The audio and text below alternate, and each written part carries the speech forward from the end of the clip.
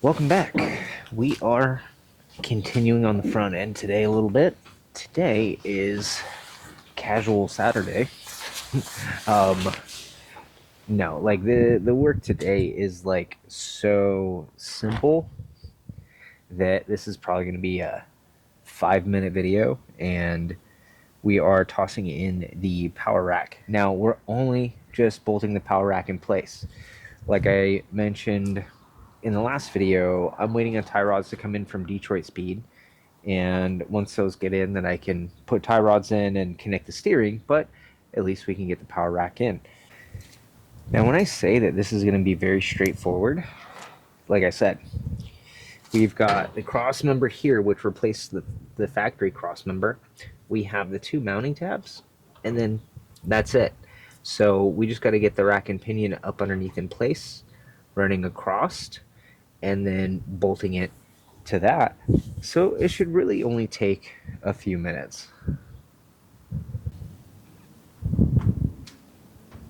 So here we have the rack. Right, pretty straightforward looking. We just have to make sure that the steering shaft is going in the right way.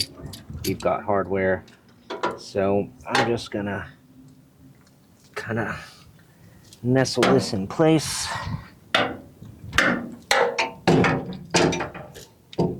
With my short arms.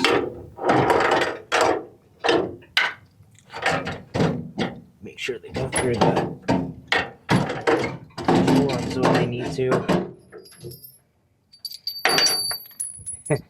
Drop some stuff, whatever. And then got a bolt on one side.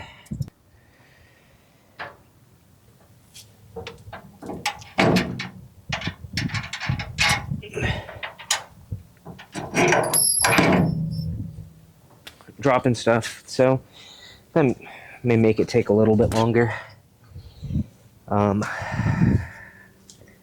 Maybe if I actually slide into the engine compartment, it'll probably go a little easier. Make sure your stuff is nice and secure on the ground or on jack stands before doing anything like that.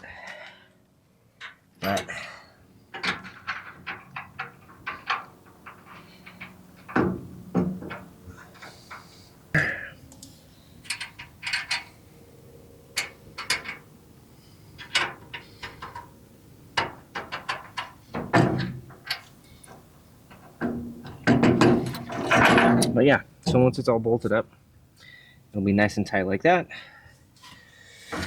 And we will be one step closer to calling this front end done. Let's see, are we 13/16 or are we 7/8? We are 7/8, it looks like. Yep. You know, they've had different sized heads on the bolts on a lot of these, so I'm going to verify that we're looking the same on both.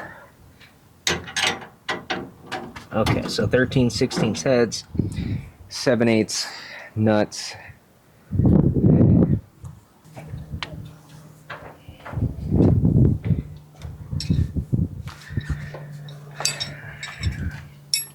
So in all honesty, like I mentioned in the last video, and if you look at the description in the last video, it gives a little bit more of a detailed account of everything that got me frustrated with Church Boys Racing. And so I'm going to be glad to be done with them. And realistically, like, thinking of the whole of this project,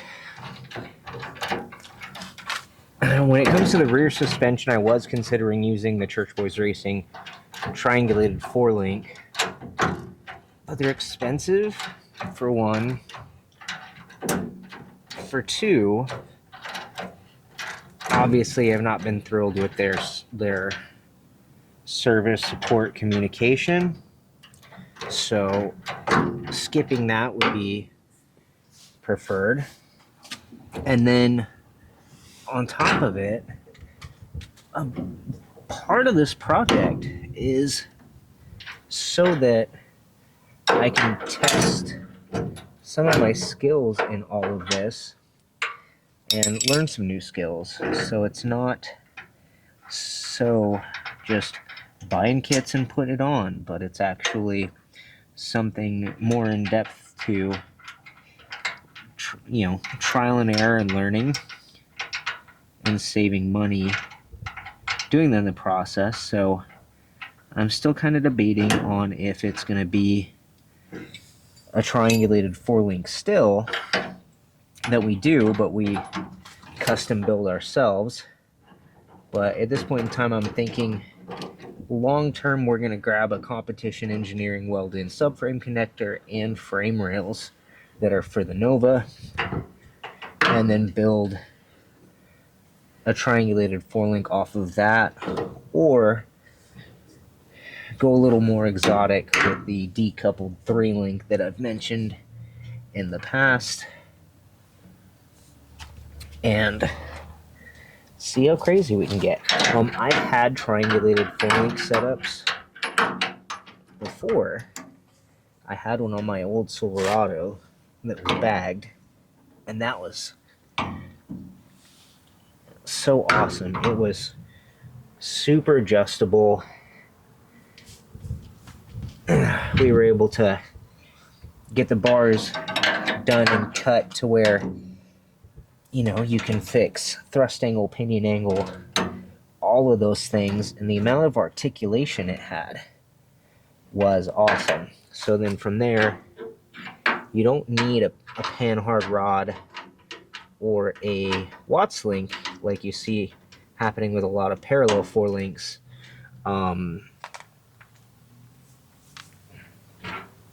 You eliminate that with the triangular bars. But here we are.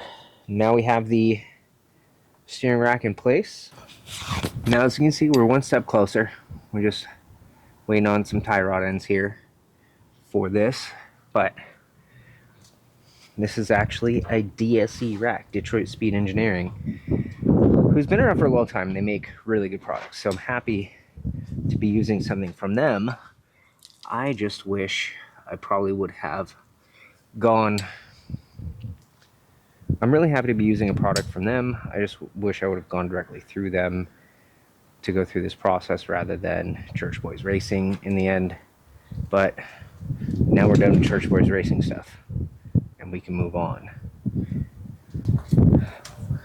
Now with that done, the next thing is going to be figuring out how to fit these 315/35/17s on all 4 corners of this car without doing inner fender work or tub work on the rear.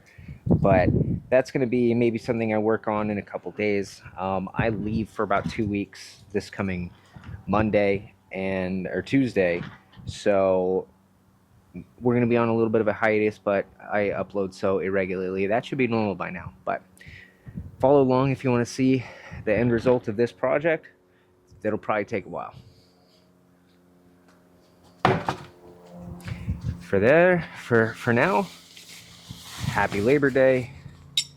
Spend time with loved ones. Go have a barbecue. Enjoy yourself a Battleborn beer. And